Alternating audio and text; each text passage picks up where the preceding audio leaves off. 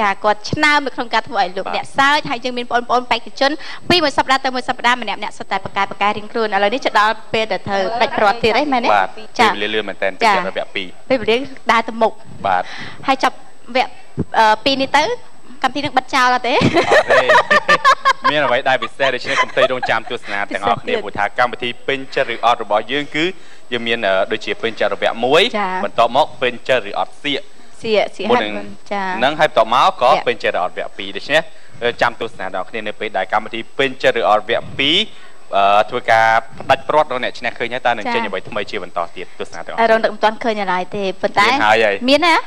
តែចង់ឲ្យលោកអ្នកផ្សាយបន្តទៀតព្រោះថាកម្មវិធីយើងឥឡូវល្បីថាពេលនេះខ្ញុំទៅធ្វើពិធីករនៅខាងក្រៅឬក៏ទៅតាមខេត្តអីអញ្ចឹងខ្ញុំច្រើនទៅម្នាក់ឯងដូចថ្ងៃមុនខ្ញុំទៅសៀមរាបគេសួរហើយចោលអត់យករលៀនឲ្យតាបុយអីមកដែរអញ្ចឹងបានថាកាលណាគេឃើញខ្ញុំគេឃើញដល់អ្នកទាំងអស់គ្នាគេឃើញដល់បងតោបងជាតិពួកយើងជាក្រុមអាចខ្វះខាងណាបានទេប៉ុន្តែចៃដន្យអីពេលគេហៅទៅក្រៅម្នាក់មានទីផ្សារយើងខ្លួន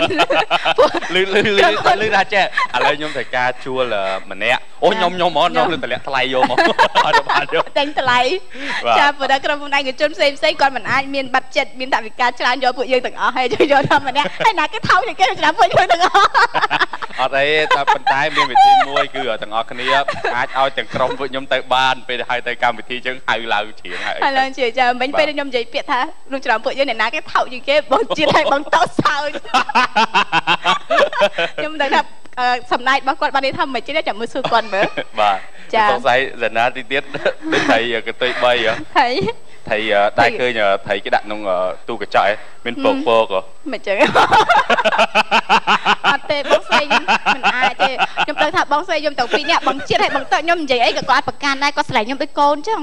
ពេលខ្លះខ្ញុំហៅបងជាតិថាម៉ាមីតាគាត់គួរឲ្យស្រឡាញ់មែនតើចាខ្ញុំបើសិនជាគាត់មានកូនផងអីមិនសូវគាត់មានកូនផងអីកុំភ័យស្ណាតែប៉ុណ្្នឹងគាត់ថាអីតែកុំភ័យចឹងដល់និយាយថាចានិយាយថាបើសិនជាបងជាតិមានកូនផងគាត់មានតាកូនផងបងជាតិអាយុដូចជា18ឆ្នាំហ៎ចាខ្ញុំមើល18ខ្ញុំ29ខ្ញុំបងមិន10ឆ្នាំហ្នឹងមានអីតែសូមបងជាតិមើលកូនសាចឹងគឺទួយយកបានចាលោកស្រីនាងកញ្ញានៅពេលនេះយើងនឹងបង្ហាញនៅវត្តមានរបស់គណៈកម្មការ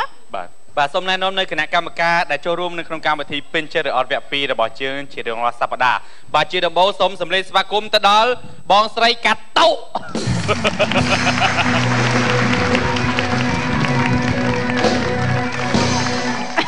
ហើយបងមិញគិតថាសบายចិត្តនឹងសោចនឹងផ្ទះដៃអបអរនឹងពាក្យអ្វីដែលគេណែនាំគណៈកម្មការប៉ុន្តែសម្រាប់ចុងក្រោយលទ្ធផលចុងក្រោយគឺនិយាយបើចំតួហ្មងគឺថាអស់សាច់ហ្មងអស់សាច់ស៊ីហ្មងនិយាយទៅកាត់តមើលប្អូនបងសុំសួរប្អូនតាមត្រង់អូនគុំបងរឿងអីបងមិនដែរជាពាក់លុយអូនឯងទេណាបាទបងឯងអាសាកិច្ចកងប្រពន្ធគេពេកបាទអត់ទេនិយាយទៅបើថាខ្ញុំធ្លាប់ជាពាក់លុយតុងទីនឬជាពាក់លុយអីសំបងឯងអាមឹងជាមួយបងទៅថ្នាក់ហ្នឹងខ្ញុំតូចចិត្តទេពាក់លុយថៃទៅការ៉ាអូខេថ្ងៃមុនចាអូចាជំរាបសួរអស់លោកអ្នកដែលកំពុងតែតាមដានទស្សនានៅកម្មវិធីចាពេញចិត្តឬអត់វគ្គ2ចាហើយក៏ចិត្តឈានចូលដល់ទីបញ្ចប់ផងដែរនៅវគ្គ2នេះប៉ុន្តែវគ្គ3នៅមានអ្វីប្លែកៗចែកជូនបងប្អូនទស្សនាជាក់ជាមិនខានប៉ុន្តែសម្រាប់ខ្ញុំថ្ងៃនេះមានអារម្មណ៍ដូចថាប្លែកមែនទែនចាបាទខ្ញុំចង់និយាយថាឥឡូវចេះណែនាំដល់គណៈកម្មការថ្មីសិនចាំដល់បងកុំឲ្យគេថាបងនិយាយយូរពេកសម្លេងស្វាគមន៍ជាបន្តបាទគឺបងជាតិបាទអរគុណច្រើនចាសូមជម្រាបសួរបងប្អូនប្រជាពលរដ្ឋដែលទស្សនាកម្មវិធីពេញចិត្តឬអត់វគ្គ2ចាដែលបេក្ខជននិងបេក្ខនារីខិតខំប្រឹងប្រែងរហូតមកចូលមកដល់ពេលវេលានេះគឺជាពេលវេលាមួយដែលមានការពិបាកសម្រាប់ចាគណៈកម្មការទាំងអស់ធ្វើការដាក់បន្ទុកសម្រាប់ជូនដល់បេក្ខជននិងបេក្ខនារីប៉ុន្តែយ៉ាងណាក៏បងតែងតែផ្ដល់កម្លាំងចិត្តជូនដល់បេក្ខជននិងបេក្ខនារីខិតខំប្រឹងប្រែងឲ្យអស់ពីសមត្ថភាពដើម្បីអនាគតរបស់ខ្លួនចាជាពិសេសនៅក្នុងថ្ងៃនេះចាបានចូលរួមនៅក្នុងកម្មវិធីរបស់យើងជាបន្តទៀតមានអារម្មណ៍ថាសប្បាយចិត្តបានជួបគ្នាចាសុខសប្បាយសុខសប្បាយចាបងសិដ្ឋាសុខសប្បាយបងសុខសប្បាយបងណោះហើយចាអ្នកទាំងពីរមិនដែរអូយសុខណាស់ចាហើយចង់កូនភាសាខ្ញុំមិនអីណាបាទណាកាកាលណាមិនញ៉េចេះសុំធ្វើកូនភាសាខ្ញុំថាអីទេបាទខុសអាយុគ្នាជាង10ឆ្នាំអាយុគ្រាន់តែជាទូរលេខឯងមែនទេបកែឆ្លាតស្អាតសអញ្ចឹងរឿងអីមិនចង់បានទេខ្ញុំកោតអ្នកសុជាតិហ៊ានទទួលគេយកធ្វើជាកូនភាសាទៀតដែលគេនិយាយដើមយើង អ្នកគ្រាន់តែបើកក្បាលកម្មវិធីគេសួរថាធីមយើងទាំងអស់គ្នាអ្នកណាថោកជាងគេគេថាយើងពីរអ្នកថោកជាងគេហើយយើងទទួលគេធ្វើជាកូនប្រសាទៀតអត់ទេក៏សួរអ្នកណាទទួលថោកគេគ្រាន់តែលឺថោកជាងគេពេលនោះបើសិនអ្នកណាទទួលទូរស័ព្ទបានធៀបបាននេះថាយកខ្ញុំទៅបាទសូមជម្រាបប្រាប់កូនប្រសាណែខ្ញុំជម្រាបប្រាប់អ្នកកន្លងឯងខ្ញុំទទួលថោកបានជីវៀងតែខែប្រាំងតែខែប្រាំងខ្ញុំទៅខែប្រាំងខ្ញុំទទួលថ្លៃហើយតែខែភាសាខ្ញុំសុំមកដូរបាយក៏ខ្ញុំទៅដែរតែថ្លៃតាំងក៏ទៅដែរហើយបើថាបានធីមពួកខ្ញុំទៀតរឹតតែល្អដែរបើសិនជាមានថវិកាតែបើថាតិចខ្វះលុយបើថាទេមកម្នាក់លើកហ្នឹងគឺនិយាយជាមួយហើយយកខ្ញុំហ្មងទៅបងកាត់ភ្លាម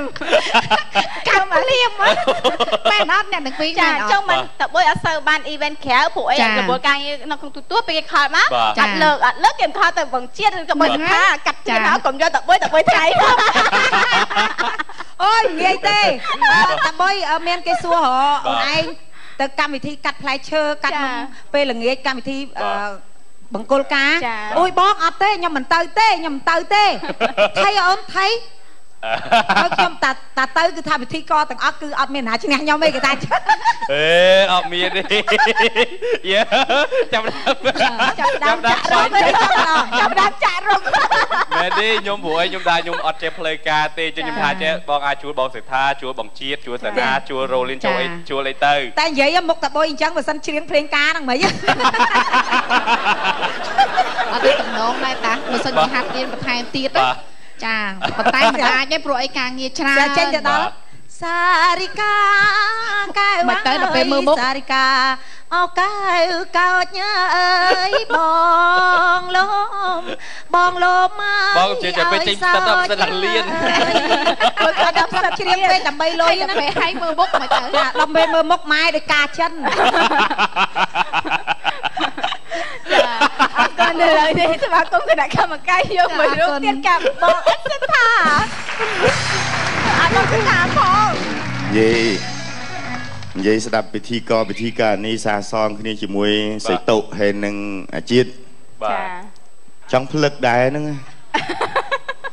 បងអើយបងផ្លឹកកុំផ្លឹកយូរពេកបងផ្លឹកតែ1នាទីឲ្យបានតែខ្ញុំ3ម៉ោងអត់មានណានិយាយមួយខ្ញុំទេបងប៉ុនមកមានអារម្មណ៍រំញោចឡើងវិញសកាកែវកោចមិញណា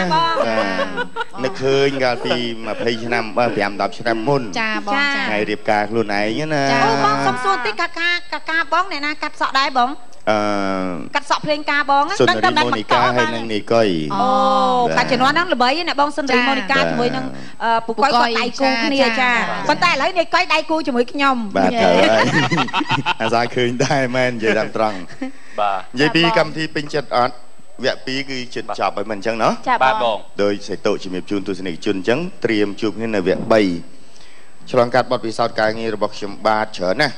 តែតាំងពីនាងសុជាតិនៅស្រស់ស្អាតប្រឡងកញ្ញាឯកបងចាកញ្ញាឯកមហាសង្ក្រាន្តកញ្ញាឯកសុជាតិបានលេខ1ដែរតែបានលេខ1ខាងសាច់ស្អាតហើយនឹងរូបភាពមិនស៊ីកាមេរ៉ារូបភាពថាតាមមិនស៊ីកាមេរ៉ាខាងផ្នែករូបភាពចាបងតាំងពីឆ្នាំ1995ហើយការងារជាច្រើនជាមួយសាណាយើងមានboy band girl band ណាយើងមានស្រីស្រស់ប្រុសស្អាតហើយមានកម្មវិធីពេញចិត្តអត់ច្រើនទីវគ្គ1ព្រមទាំងកម្មវិធីធាតុពិតនៃជីវិតអញ្ចឹងមកថាចំពោះកម្មវិធីពេញចិត្តអត់បេក្ខជននិងបេក្ខនារីដែលចូលរួមក្នុងកម្មវិធីផ្ទាល់អ្នកដែលឆ្លងកាត់គឺសុទ្ធតែមានសមត្ថភាពក្នុងការទទួលបានពិន្ទុអំពីគណៈកម្មការទាំង5រូបដែលមានគណៈកម្មការកិត្តិយសមួយរូបផងដែរដូច្នេះបាទសូមជំរាបជូនថានៅក្នុងវគ្គ2នេះក៏មិនធ្វើឲ្យបេក្ខជននិងបេក្ខនារីពិសេសបងប្អូនដែលស្រឡាញ់វិស័យសិល្បៈនោះខកបំណងក៏ដូចគ្នាមិនធ្វើឲ្យទូរទស្សនិកជនដែលទស្សនានៅឯកដ្ឋានខកបំណងដែរឆ្លងកាត់ការជ្រើសរើសយ៉ាងសុក្រិតអំពីគណៈកម្មការយើងទាំងអស់គ្នាបាទអរគុណច្រើនអូយតំណឃើញហើយបងមិនទៅណាខ្ញុំចង់សួរបងតោឯងថាឲ្យគេកាត់សក់ការឲ្យគេអីចឹងខ្ញុំសួរត្រង់ដល់ពេលតែកាត់សក់ការគេមានផាកូនកំមុំកូនកន្លោះអូជំនាញហើយឥឡូវកូនកំមុំខ្លះយកបងតោមកអ្នកខ្លះគេចូលចិត្តចឹងទៅតែមានកូនកំមុំកូនកន្លោះចេះបោកផាខ្ញុំមកតែចេះតាមពិតនៅក្នុងពិធីមង្គលការ បងប្អូនខ្លះក៏ចង់សុបាយដល់ពេលអញ្ចឹងក៏អត់ខ្លាចផាមិនផាទេធ្វើមិនឲ្យតែមង្គលការហ្នឹងសុបាយតែសុបាយរស់ស៊ីមានបានហើយមង្គលការអត់ត្រូវការទឹកភ្នែកបោទេនិយាយមួយសំណុំពោចាយើងមិនផ្ដល់ភាពសុបាយរីករាយពេលកាត់សក់ចាបងកំ ប្លែងលេងអញ្ចឹងទៅអ្នកកំដរឬក៏កូនកំមុំកូនកន្លោះអីអញ្ចឹងណាចាសុំឲ្យមានកម្រិតបន្តិចកុំឲ្យយាយគាត់សើចខ្លាំងពេកមិនស្រួលទេណាគាត់ទប់អត់ជាប់ទៅបន្ទប់ទឹកអត់ទាន់ណាអត់ទេនិយាយរួមទៅយាយខ្លះគាត់សើចពេកទៅព្រោះកាកស្លាមកលើខ្ញុំបងចាតែអញ្ចេះតបុយឯងការខ្ញុំហ្វ្រីឲ្យទាំងអស់ចា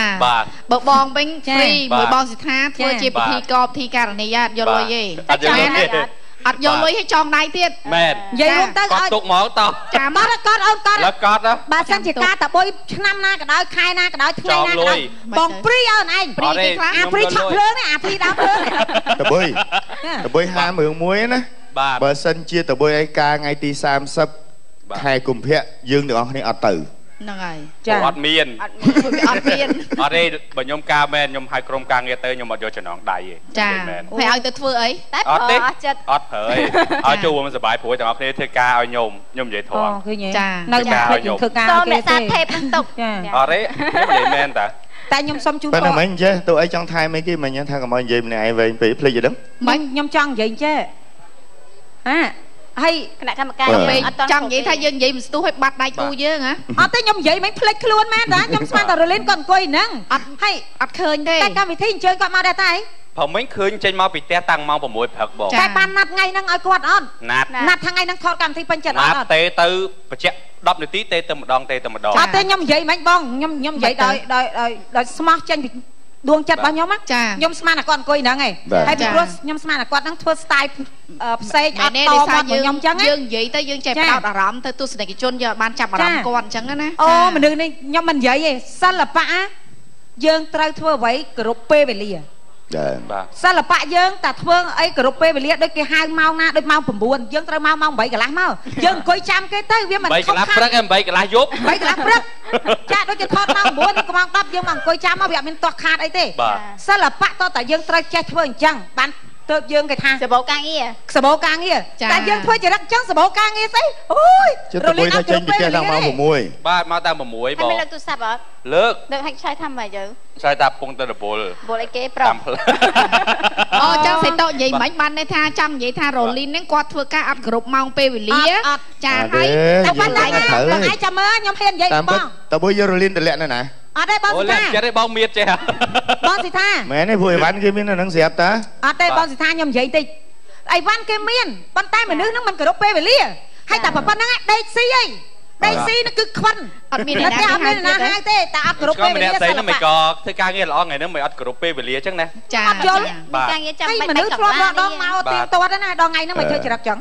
ពេលខ្លះយើងមិនអាចដឹងគេដែរចេញមកមុនអីចឹងទេជួនកាលគ្នាឡែជួនកាលអាចជាមកពីតបតែងខ្លួនអីមានអីពិសេសអើដល់គេតបតែងស្អីខ្លួនឯងមនុស្សប្រុសសោះខ្ញុំជឿថាមនុស្សយើងទេគ្នាតែងស្រីហើយមើលទៅហ្នឹងបំតែងស្រីក៏តែងអីចម្លែកដែរដល់ថ្ងៃណាយើងព្រលឹមឡើងយើងងើបទៅតក់កុហលម៉ោងពេកមិនបាច់តែងស្រីអីមួយទឹកសិតសក់លៀបជាហួយធម្មតាដូចតែបុយចឹងទៅពាក់អាវក្រសេមកណាធ្វើមិនឲ្យឃើញមុខពេលដែលគេថតកុំធ្វើចរិតចឹងតែឥឡូវយើង3នាក់យើងធ្វើការទៀតវិញណាតែឥឡូវមិញនេះគេផ្ញើសារមកខ្ញុំហើយបានចូលមកដល់ស៊ីតយោយើងហើយមកបាទហើយបងហើយមកមានលឺបងនិយាយអត់លឺបាទជាមិនលឺឯងមើលទៅហើយធ្វើមុខឡើងស្មើធ្វើដូចអត់មានរឿងអីកាត់ឡើងអញ្ចឹងដើរចូលស៊ីតយោធ្វើមិនដឹងអូមនុស្សអញ្ចឹងយ៉ាប់ហើយឆ្កែដើរកាត់គាត់ឆ្កែទៀតហើយគេនឹងស៊ីតយោយកមានឆ្កែណាតែមិញមកដល់ក្រោយឆាកយើងនេះមកដល់ក្រោយហើយមុនខ្ញុំឃើញមិនតិចដែរធ្វើដូចមិនដឹងដូចអត់គិតថាពេលវេលាសំខាន់សោះម្នាក់ស្រីតែជាមានរឿងអីប្លែកចាំមើលចាំពេលបើសិនជាមកដល់មែនយើងចាំយើងសួរឥឡូវចាំមើលសួរគេមើលតើគេជាប់រវល់អីបានជាមកមិនទៀងទាត់ពេលវេលាឥឡូវខ្ញុំចង់ណែនាំទៅឲ្យសាណាណែនាំម្នាក់ស្រីហ្នឹងចាដោយសារថាអ្នកទាំងអស់គ្នាមិនសប្បាយចិត្តនឹងគាត់ទៅហើយតែខ្ញុំគឺជា best friend របស់គាត់ខ្ញុំទៅតែមុខឡើងកញ្ញើដែរអូយចាកាត់ការចោលចាលោកអ្នកសូមទស្សនាជាមួយនឹងមនុស្សម្នាក់ដែលមកយឺតសប្តាហ៍នេះសូមជើញបាទសូមជើញបាទកុំយកគំរូតាមបាទសូមជើញ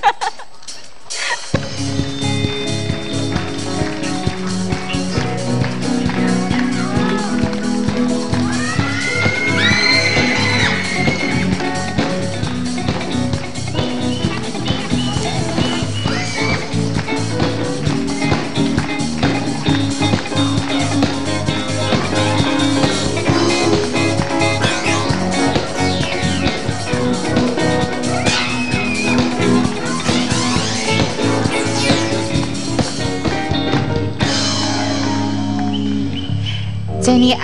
នាងខ្ញុំ Roland ក៏សូមជម្រាបសួរបងប្អូនទស្សនិកជនទាំងអស់ដែលកំពុងតាមដានកម្មវិធីពេញចិត្តរអត់វគ្គ2របស់ស្ថានីយ៍ទូរទស្សន៍ My TV សូមអភ័យទោសផងដែរថ្ងៃនេះដោយនាងខ្ញុំចាំមកយឺតព្រោះថានាងខ្ញុំជាប់រវល់វាយចោលចាចោលប្លន់មកគាត់នាងខ្ញុំទៅប្រហែលជា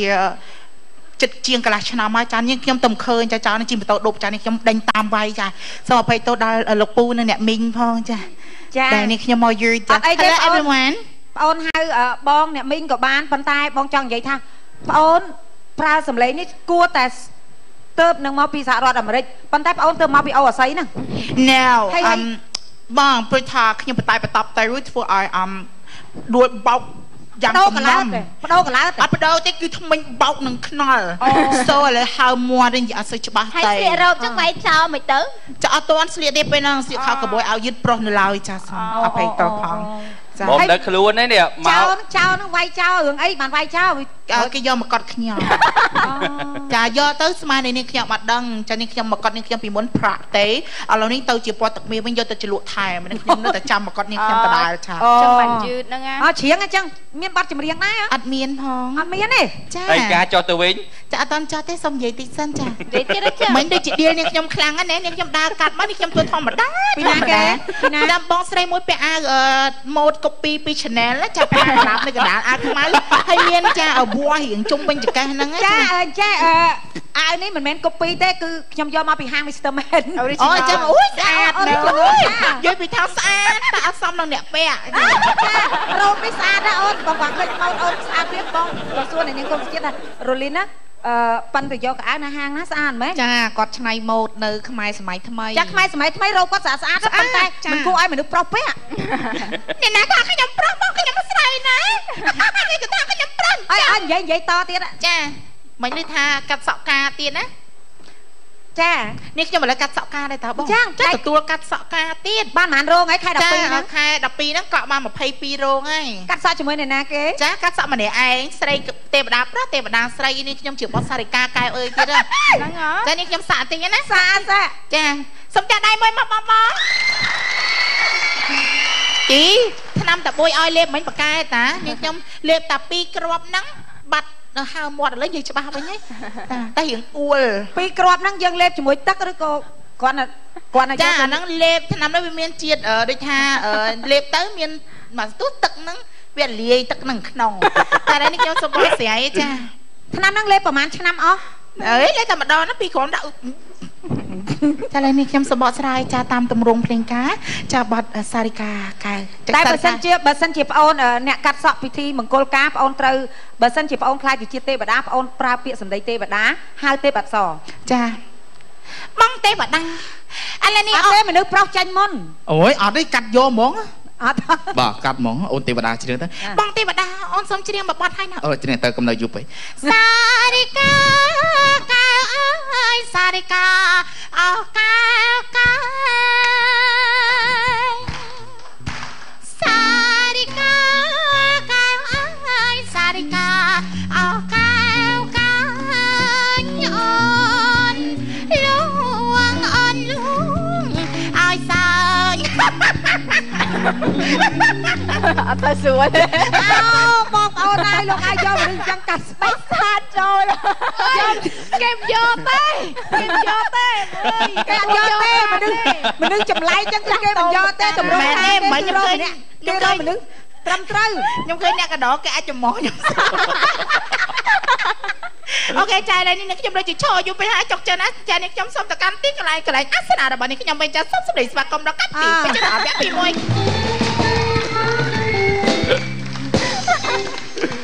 បាទអរគុណមុំដឹងខ្លួនឯងឡើងមកដើរមកគេអត់និយាយហៅអីទៅឲ្យឈរនិយាយម្នាក់ឯងបែរមិញយើងអន់ចិត្តនឹងគាត់ប៉ុន្តែគាត់មានហេតុផលគាត់ជាពលរដ្ឋដ៏ល្អជួយវាយចោលប៉ុន្តែ